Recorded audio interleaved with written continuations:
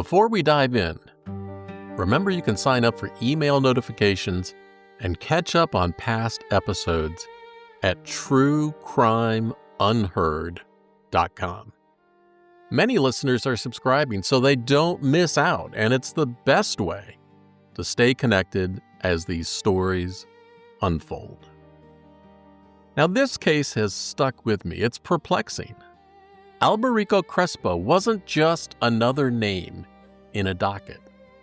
According to the indictment and press coverage, he served with the Hialeah, Florida Police Department, the DEA, and the Health and Human Services Office of the Inspector General. He was a decorated federal special agent, a fraud buster, once profiled by the Christian Science Monitor. So, how does someone like that turn? Not for money, not for sex, not for drugs. At least, not in the usual way. Then, what? What makes an experienced agent cross the line, not once, but again and again, until his own badge sits in an evidence box? And what's more troubling? Within the seized files were the names of 4 patients who later died. The government used those exhibits to show the human cost of the scheme. That's what we're going to unpack together, so listen closely and let's find out.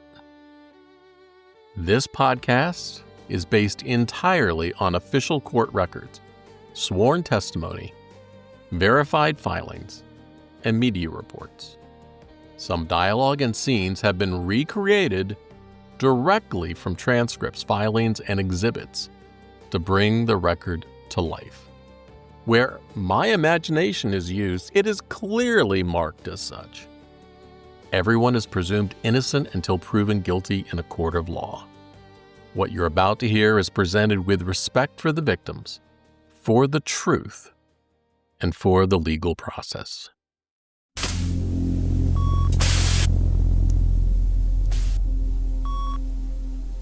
According to the Title III court-authorized recordings, from July 17, 2020, Special Agent Alberico Crespo's voice carried across the tape line. "Pop, I'll grab her. I'll put her in a bag. I'll throw her in the Everglades. An alligator will eat her. I've killed people for less." That wasn't a cartel enforcer, not a desperate dealer cornered by cops. Those words came from Special Agent Alberico Diaz Crespo. Many years carrying a federal badge and a gun, currently assigned to the Miami Strike Force, tasked with stopping healthcare fraud. By the time of his arrest in July 2020, the government's surveillance arsenal was staggering. 53 exhibits marked for trial, 3 separate Title III wiretap authorizations, 70 controlled calls recorded by cooperating witnesses, poll camera footage trained on his Hialeah Gardens home 24 hours a day, aerial surveillance flights circling overhead, terabytes of patient files, forged prescriptions, and banking records, even Crespo's own government-issued phones and laptops, forensically imaged and cataloged as evidence against him. The government hadn't just built a case. They had dissected an entire ecosystem of corruption, pill mill doctors, writing scripts for cash, patient recruiters buying prescriptions from the elderly, street dealers moving thousands of pills, and at the center, one federal agent who was supposed to stop it all. Instead, according to prosecutors, he protected it.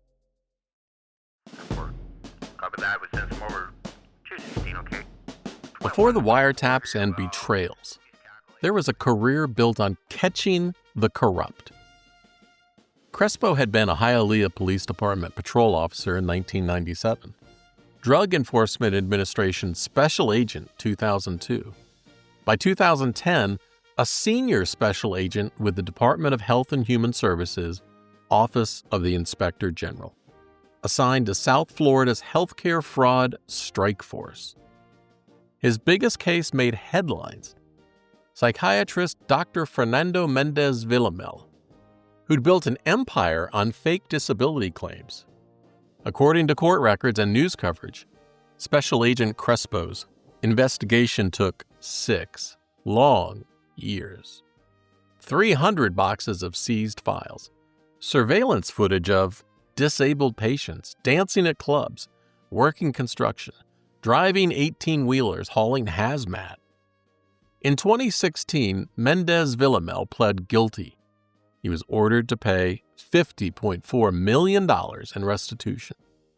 The Christian Science Monitor profiled Crespo as the agent who cracked the case. He told the reporter that healthcare fraud had become socially acceptable, and he warned, at some point, there has to be responsibility. According to colleagues who testified at his trial, Crespo had a gift for complex financial investigations. He was patient, he was methodical. A psychology master's degree that helped him understand criminal thinking. He was a senior firearms instructor who trained other agents, and he held a top-secret security clearance with access to classified databases. In my imagination, I picture the celebration after the Mendez conviction in 2016, the restaurant loud with federal agents and prosecutors, relief tasting like cold beer and fried grouper sandwiches. A junior agent raises a glass. Doc thought he was untouchable. In my imagination, Crespo raises his Corona, lime wedged in the neck. Nobody's untouchable. 3 years later, he would test his own theory.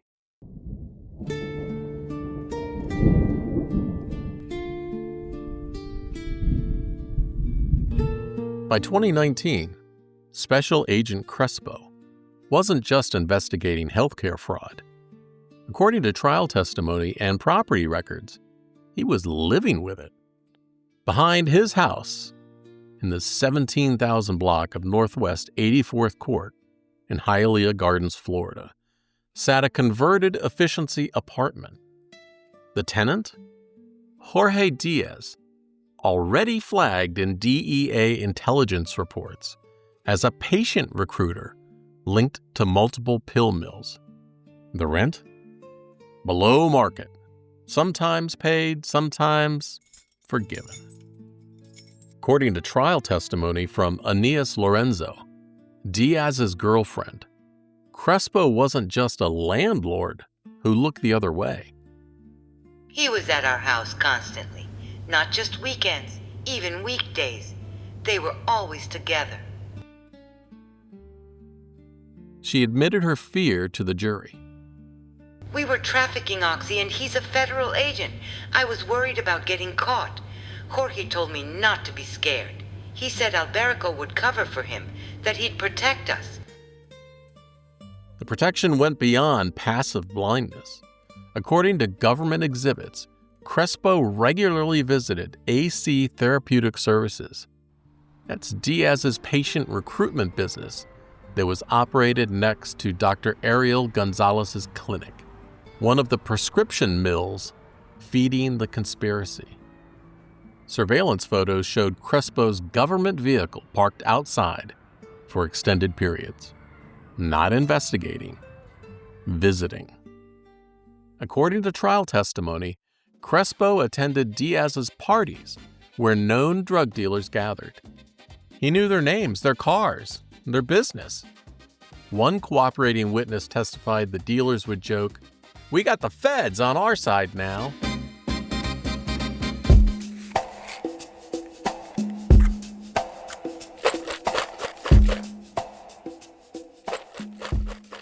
For Alberico Crespo, the efficiency apartment behind his house became a place of profound contradiction. It's what makes this case incredibly interesting. By day, his federal badge committed him to uphold the law. And by night, His faith bound him to the man breaking it. Jorge Diaz wasn't just a drug trafficker. According to his own testimony and cultural expert witnesses at trial, he was a babalawa, a high priest in the Afro-Cuban religion of Santeria, and Crespo was his godson in that faith, initiated into the religion's mysteries. The relationship transcended typical corruption. According to Diaz's testimony, "In our religion, the bond between Padrino and Godson is sacred. I was his spiritual father. He was my spiritual son. That's not something you can just walk away from." Even as pills moved through the efficiency, even as elderly patients sold their prescriptions for grocery money, the two men maintained their religious practice. 7-day candles burned in glass cylinders, offerings of rum and cigars placed before carved figures, cowrie shells cast for divination. According to Diaz's testimony, he compartmentalized the contradiction. "The orishas, the saints, they never agree with anything wrong. That's why I never asked them about the pills. I kept that separate." But for Crespo, according to the evidence presented at trial, there was no separation. His federal databases became tools for protecting his padrino. His badge became a shield for sharing faith. His oath of office bent to accommodate his spiritual oath. In the courtroom, the defense attorney, Jorge Diaz, got into Agent Crespo's head through religious manipulation. This wasn't criminal intent. This was undue influence through faith. prosecutor, Faith doesn't excuse using federal resources to protect drug trafficking. Agent Crespo made choices. Conscious, deliberate, criminal choices. the truth likely sits in that uncomfortable space between manipulation and choice, where faith and crime intertwined so tightly that even Crespo might have not known where one ended and the other began.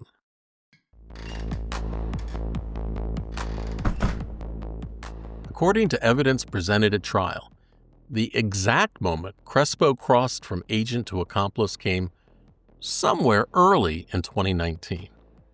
But in my imagination, I see it differently. Not as one specific moment, but a series of small surrenders. The first time he saw illegal oxycodone pills in Diaz's efficiency and said nothing. The first time he recognized a dealer's car in his driveway and didn't run the plates. The first time Diaz asked, "Am I safe?" and Crespo nodded yes. According to testimony from cooperating witness Valodillo Matos, by March 2019, Crespo wasn't just tolerating the trafficking, he was enabling it. Jorge told us his landlord was a federal agent who would warn us if investigators got close. He said we were protected.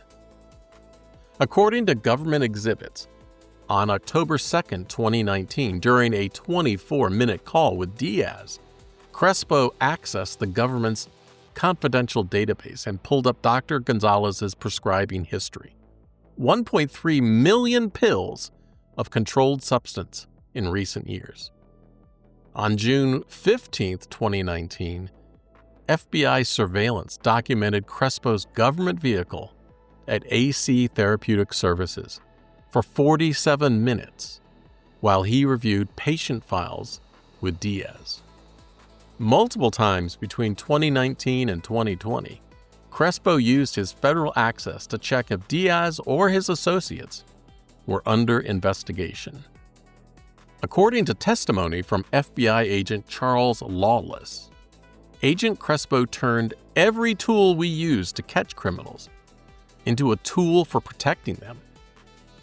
Databases meant to track drug dealers became his early warning system for drug dealers. In my imagination, I see Crespo the first time he logged into the protected databases to protect Diaz. His fingers hesitate over the keyboard. The screen glows with federal warnings about unauthorized use. He types anyway. The Rubicon crossed, not with fanfare, but with keystrokes. Once that line was crossed, according to prosecutors, there was no going back, only deeper.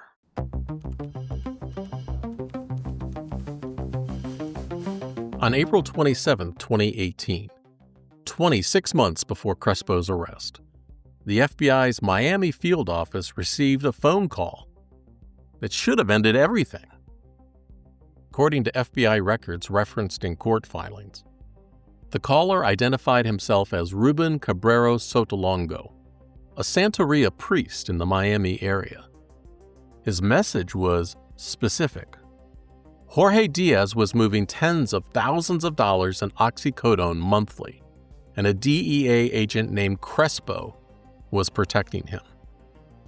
The FBI's response, according to documents, quote, "Tip assessed and closed as unreliable," unquote.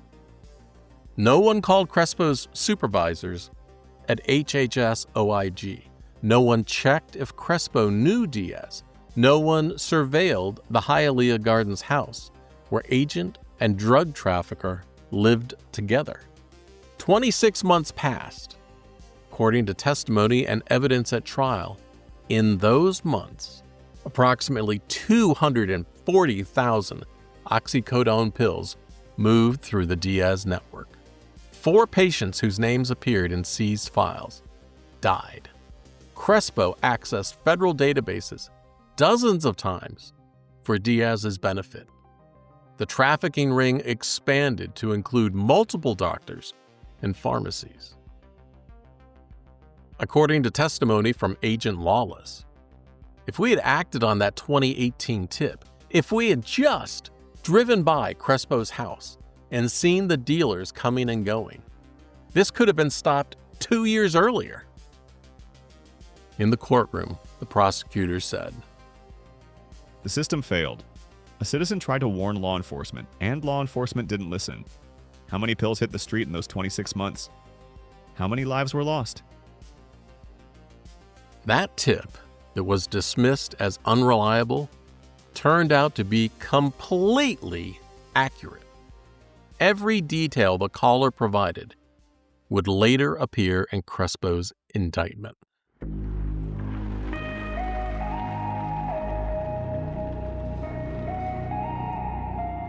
March 2019, FBI surveillance cameras captured the routine at Universal Arts Pharmacy on West Flagler Street. What they documented was exploitation dressed as healthcare. According to trial exhibits and surveillance footage, Jorge Diaz's black BMW would idle in the parking lot, AC blasting against Miami humidity. Around it, a constellation of the desperate. Elderly patients navigating walkers across hot asphalt, disabled veterans leaning on canes, retirees clutching Medicare cards like lifelines. In my imagination, I see Rosa Martinez, 71, though that's not her real name. She shifts her weight on an aluminum walker, its rubber tips sticking to the hot tar. Sweat streams down her temple as she counts the hours since her 5 a.m. bus ride to get here. Her prescription is legitimate: back surgery, chronic pain. But her Social Security check is $890 a month. Her rent is $750. According to trial testimony, Diaz's system was simple. Patients filled legitimate prescriptions, sold him the pills for $200, and kept just enough for their actual pain. He resold them for $1,200 to street dealers. The patients got grocery money. Diaz got a 600% profit. Everyone stayed quiet. According to Title III wiretap recordings from July 11, 2020, Diaz discussed the economics casually. "Hey, Papo, I lost more than that playing dominoes last night. $1,600 doesn't cause me to lose sleep." $1,600, the street value of pills bought from one elderly patient, was nothing to him. Gambling money. But for the patients selling their medicine, that $200 was the difference between eating and not eating. According to testimony from Aeneas Lorenzo, Jorge called them his viejitos, his old folks. He acted like he was helping them, giving them money for their pills, but then he'd laugh about how easy they were to manipulate. FBI surveillance documented the same scene weekly. Elderly patients shuffling in with prescriptions, shuffling out with cash. Diaz's BMW trunk gradually filling with white pharmacy bags worth tens of thousands of dollars on the street. And according to evidence at trial, Crespo knew. He visited the pharmacy. He'd seen the routine. He'd done nothing.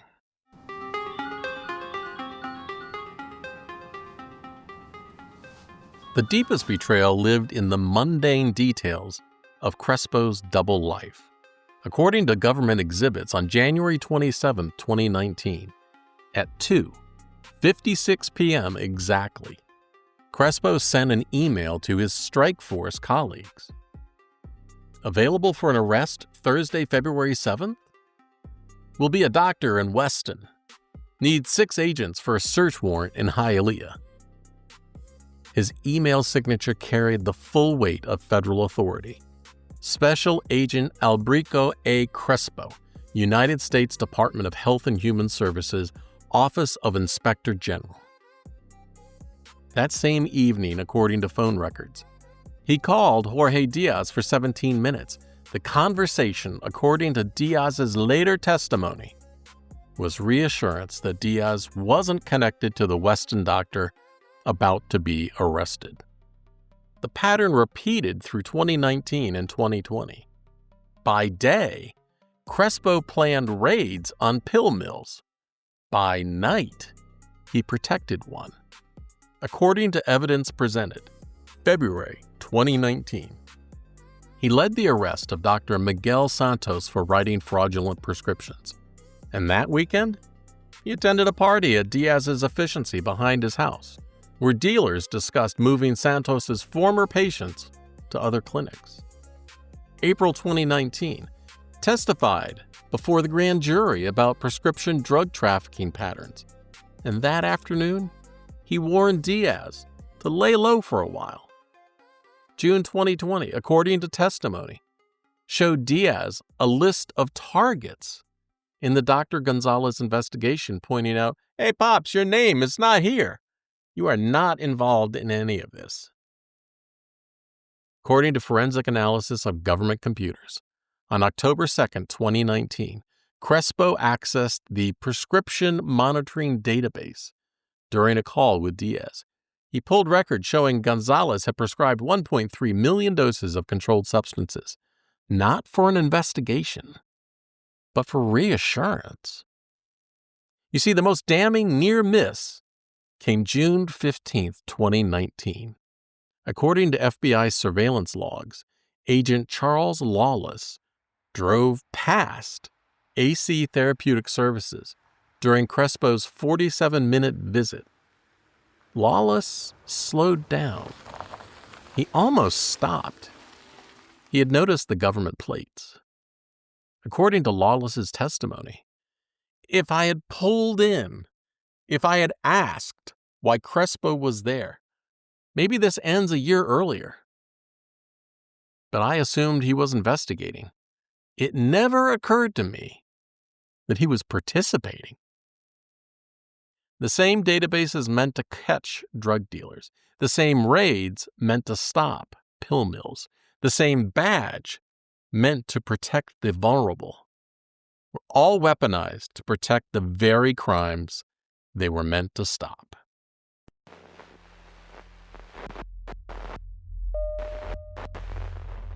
July 2020. The FBI's surveillance web was tightening. Diaz could feel it, and according to wiretaps, so could Crespo. The recordings captured everything: rage, fear, and a federal agent orchestrating obstruction. According to those approved Title III recordings from July 17, 2020, Crespo's threat was specific. "I'll grab her. I'll put her in a bag and I'll throw her in the Everglades. An alligator will eat her. I've killed people for less." The her was a potential witness. The threat was recorded on federal wiretaps.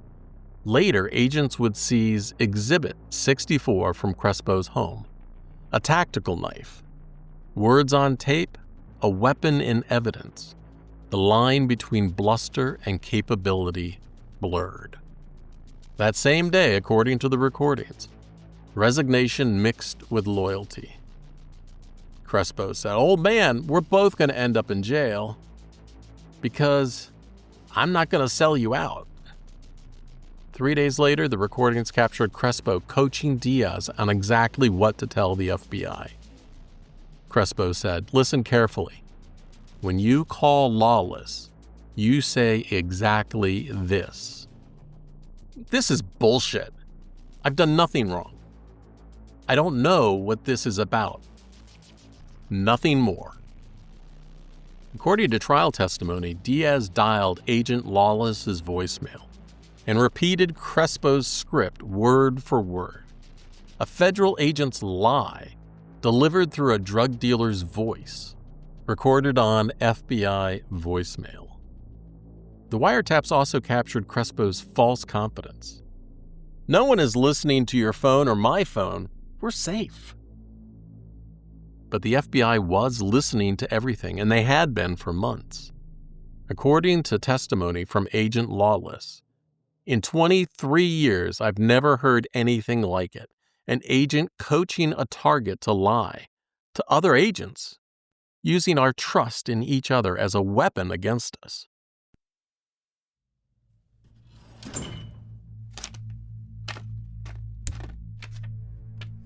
After his arrest, Crespo offered an explanation for his threats. According to probation office interviews, he'd seen combat, real combat. Colombia, Brazil, Peru. Firefights with FARC guerrillas, bodies in the jungle, the kind of experiences that change a man. Maybe explain why he'd threatened to feed someone to alligators. According to his account, he was deployed multiple times to South American combat zones, engaged hostile forces, lost brothers in arms, just came back as a different person. Federal prosecutors had a different word for these stories: false. According to government sentencing filings, Crespo's military record, his DD-214, told the truth. Service location: Tampa, Florida. Base: MacDill Air Force Base. Deployments: none. Combat: none. Decorations: National Defense Service Medal, Air Force Training Ribbon, Air Force Good Conduct Medal. No Colombia, no firefights, no FARC guerrillas, just Florida Air Force bases and training ribbons. According to prosecutors' sentencing memorandum, the defendant's false claims of combat experience were not harmless exaggeration. They were designed to make his threats credible, to make witnesses believe he was capable of violence.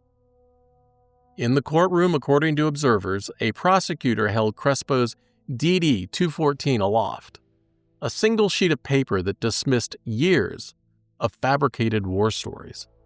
Several veterans in the gallery shook their heads. One walked out. In the courtroom, the prosecutor: He used stolen valor to intimidate witnesses. He used fake combat experience to make people believe he'd killed before. The lie wasn't just about biography, it was about capability. A combat veteran threatening violence carries different weight than an Air Force administrator who never left Florida. Crespo knew that.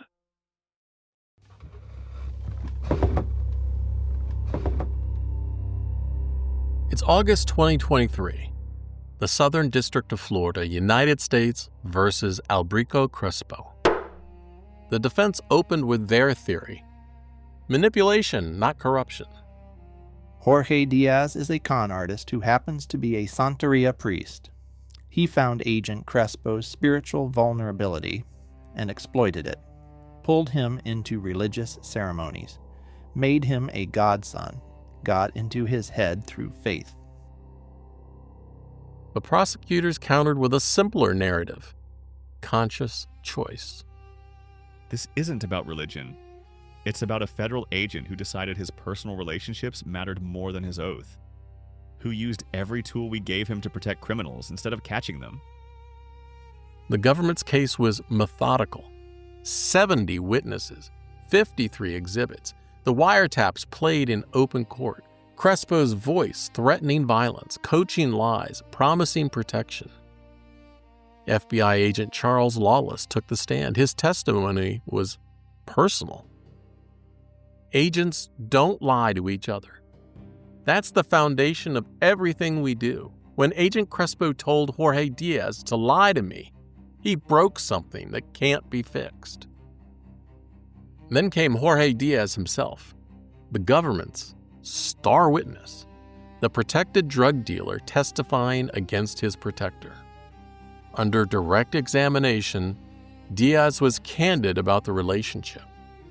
He called me Pop, I called him son. In our religion, that bond is sacred. But yes, I was selling pills. And yes, he knew. He didn't just know, he helped. On cross-examination, the defense attacked Diaz's credibility. The defense says, You were facing 135 years in federal prison, correct? Yes. And now, after cooperating, you're facing 76 months, correct? Yes. You'd say anything to save yourself, wouldn't you? I'm telling the truth. The recordings prove it.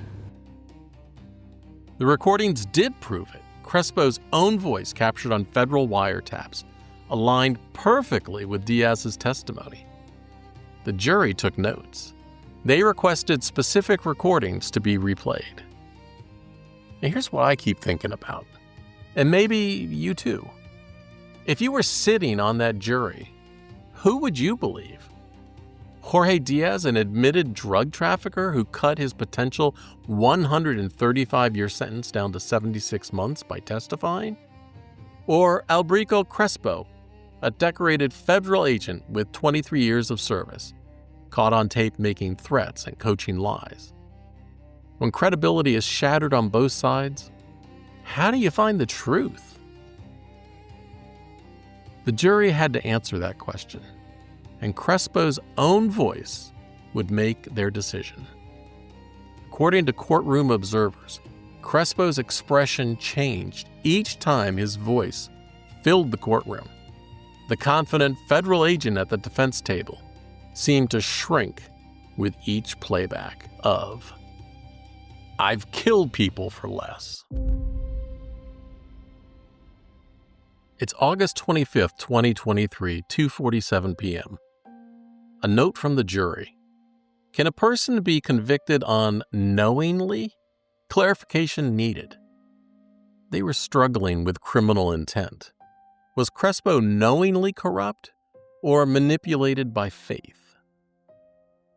Judge Galis responded, the government must prove beyond a reasonable doubt that the defendant knew the unlawful purpose and willfully joined it. 4:15 p.m., another note. The jurors on one of the counts are at a gridlock. By 5:30 p.m., they chose to return Monday morning. Crespo spent the weekend not knowing if he'd remain free or spend decades in federal prison.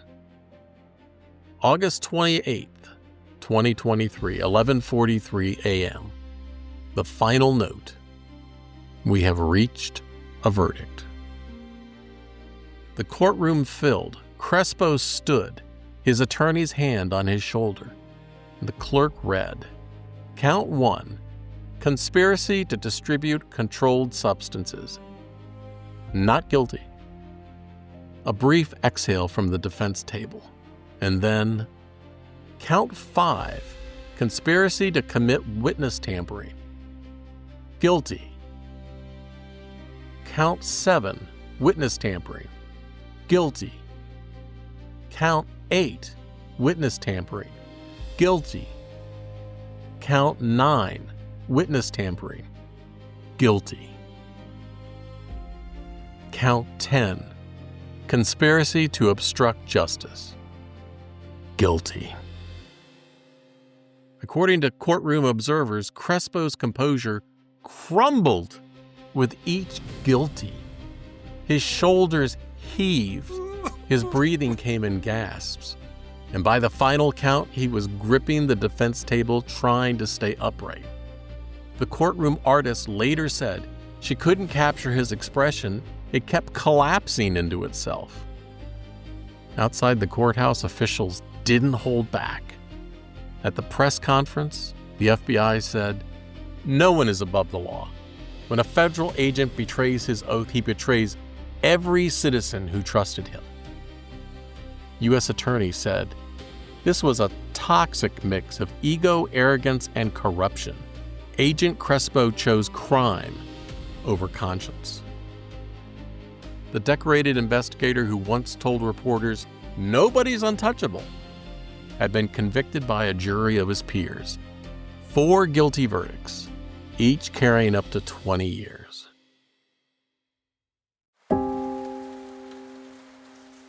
It's January 24th, 2024. It's one of those gray Miami mornings, the kind where the humidity just sits on you like judgment. Crespo stood before Judge Diaz, trembling. According to court transcripts, Crespo said, "I should have acted better. I should have been better. I let everyone down. My family, my colleagues, the public. I'm deeply sorry." The courtroom was packed with 2 opposing narratives of who Alberico Crespo was. His daughter's letter, read by the defense, said, quote, "Please don't take my dad away. He taught me to be honest, to work hard, and to help others. He made mistakes, but he's not a monster," unquote. His ex-wife's letter described the young Hialeah cop who ran into a burning building to save residents. His sister wrote about trauma, their father's death when Crespo was 11, how it broke something in him and never healed. But prosecutors painted a different picture. According to their sentencing memorandum, the defendant lived a lie every day for years. Every morning he put on his badge, knowing he was protecting drug dealers. Every night he went home to count their money. They asked for 151 months, over 12 years. The defense pleaded for just 27 months, arguing Diaz's manipulation through Santeria created a perfect storm of spiritual and psychological coercion. Judge Diaz took a middle path. 97 months, 8 years and 1 month, longer than Jorge Diaz's own sentence. The judge said, "Mr. Crespo, you were a public servant until you were not. Your actions represent a fundamental betrayal of public trust. The sentence must reflect not just punishment, but the message that no one, especially not federal agents, is above the law." There were additional conditions: 3 years supervised release, mandatory drug treatment, mental health counseling, warrantless searches, no contact with co-defendants, and a $100 special assessment just because. Crespo's daughter sobbed in the gallery. His elderly mother had to be helped from the courtroom. Jorge Diaz wasn't present.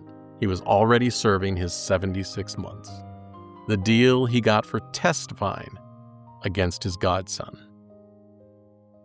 The badge that once opened doors now wouldn't even get him minimum security placement. Former law enforcement in federal prison, 8 years of watching his back.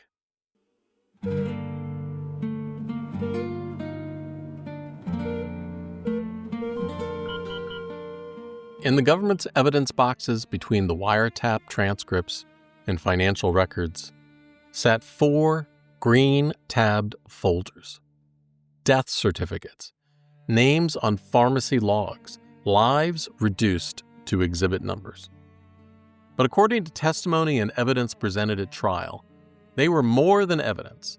They were elderly patients whose prescriptions fed the trafficking ring that operated during Crespo's protection. Pedro Ruiz, 67.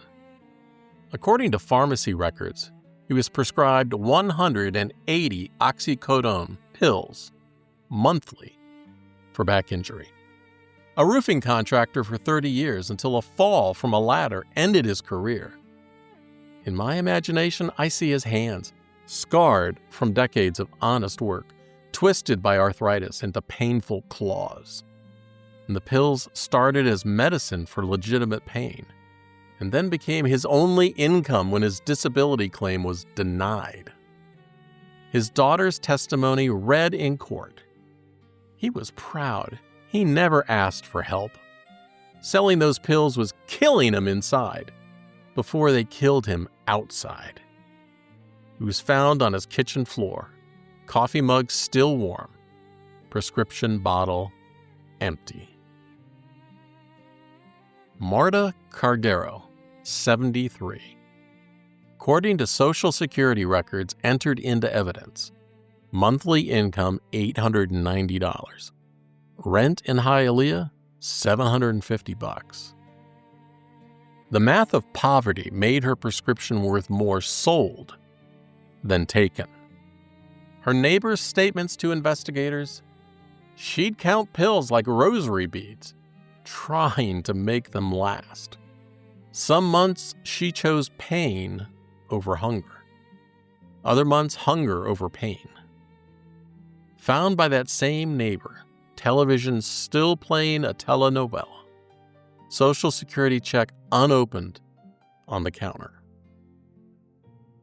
Then there was Braulio Sotolongo, 71, a Vietnam veteran, Bronze Star recipient.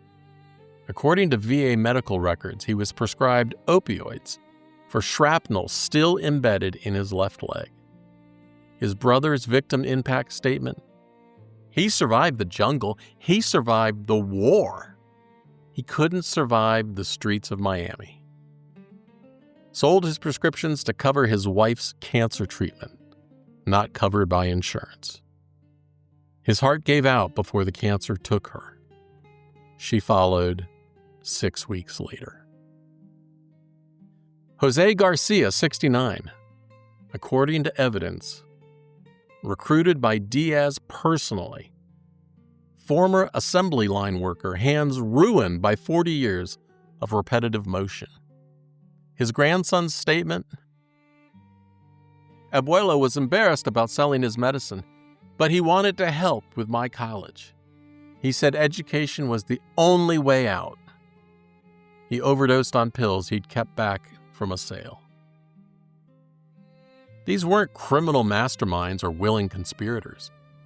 They were elderly, poor, and in pain, caught between impossible choices, targeted specifically because poverty made them vulnerable, protected by no one, especially not by the federal agent who swore an oath to protect them. According to the prosecutor's closing argument, every pill Agent Crespo helped move, every database search he ran for Diaz, every warning he gave, behind each one was someone's grandmother, grandfather, parent. Real people, real pain, real death.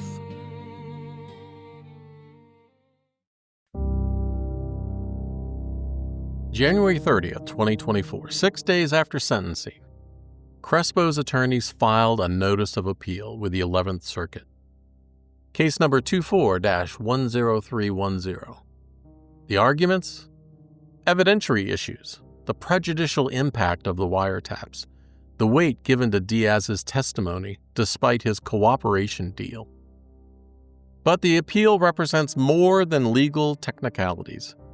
It's a final attempt to reframe the narrative, manipulation over corruption, spiritual coercion over criminal choice. While Crespo waits in federal custody, the institutional questions linger. How did the FBI miss the 2018 tip that named both Crespo and Diaz? How did HHS OIG not notice their agent living with a known drug recruiter? How did colleagues not question Crespo's unusual interest in certain investigations? According to a federal law enforcement review initiated after Crespo's conviction, there were no routine audits of database access by agents, no regular review of agents' financial disclosures, no system for following up on external tips about agent misconduct, no mandatory reporting when agents have personal relationships with investigation targets. In my imagination, I see Crespo in the federal detention center, writing a letter to his daughter, the pen scratching across commissary paper. He writes about her soccer games, her grades, the little dog he won't see for 8 years. He doesn't write about the wiretaps, the verdict, or the 4 names in green folders. His daughter, according to her letters to the court, still texts his phone every night. Good night, Dad. Love you. The messages bounce back undelivered. The appeal remains pending. The institutional reforms move slowly. The pills that killed Pedro, Marta, Braulio, and Jose, they're still on the streets. They're just moved by different hands now.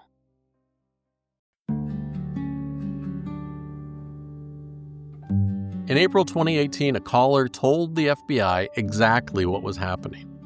A federal agent was protecting a drug trafficker. The FBI marked it unreliable and closed the file. 26 months later, they arrested Alberico Crespo for exactly what the caller described. Between that missed warning and Crespo's arrest, approximately 240,000 pills moved through the network he protected. 4 people whose names we know died. How many names don't we know? This is what institutional betrayal looks like. Not in dramatic shootouts or Hollywood conspiracies, but in database searches and deleted texts, in willful blindness and weaponized trust.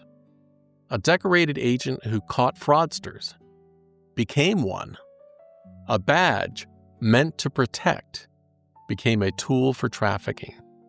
A spiritual bond became criminal conspiracy. According to FBI statistics, Crespo is one of fewer than 50 federal agents prosecuted for corruption in the last decade. But according to law enforcement experts who testified before Congress after his conviction, he represents a larger problem.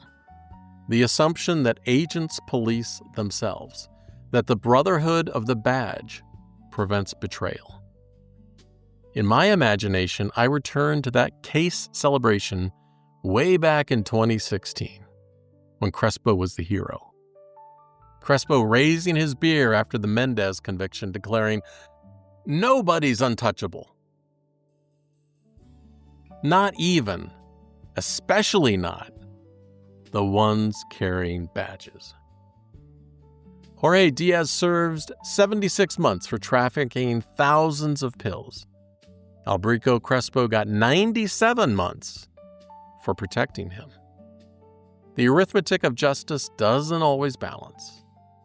The efficiency behind Crespo's house sits empty now. The candles are cold. The cowrie shells scattered. But somewhere else in Miami, in another backyard, behind another house, the pattern continues. Pills and poverty, faith and corruption, badges and betrayal. The question isn't whether there's another Crespo out there. The odds are there probably is. The question is, how many? If this story opened your eyes to how institutional failure enables individual corruption, take a moment to leave me a 5-star review on Apple Podcasts or the platform that you're listening on. It helps more listeners discover these untold cases. If you want to download the official source documents from this case, or to sign up for new episode alerts, visit truecrimeunheard.com. Until next time, stay safe, stay curious, stay subscribed. See ya.